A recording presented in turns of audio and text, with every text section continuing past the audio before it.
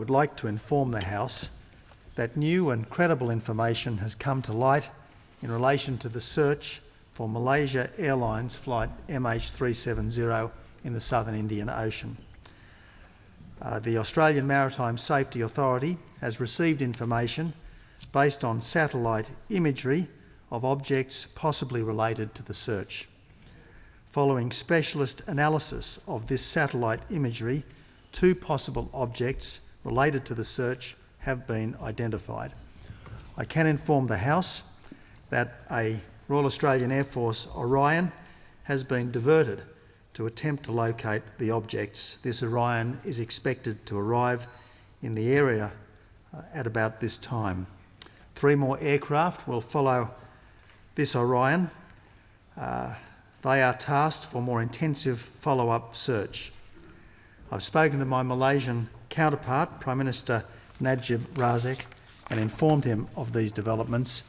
I should tell the House, and we must keep this in mind, the task of locating these objects will be extremely difficult, and it may turn out that they are not related to the search for flight MH370.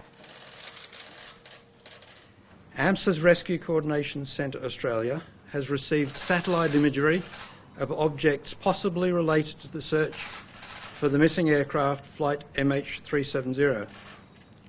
RCC Australia received an expert assessment of that satellite imagery this morning, 20th of March.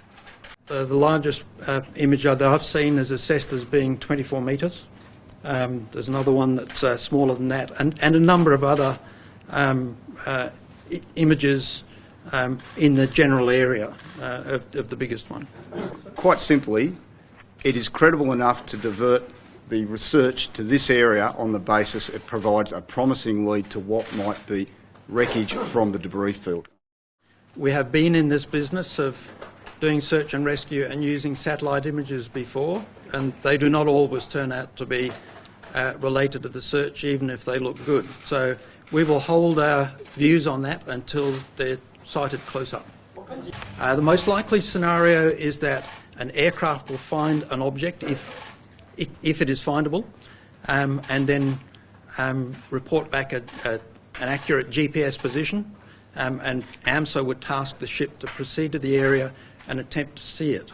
That would be our first chance to get a close-up look at whatever the objects might be, and progressively advance the identification of whether they're associated with this search or not.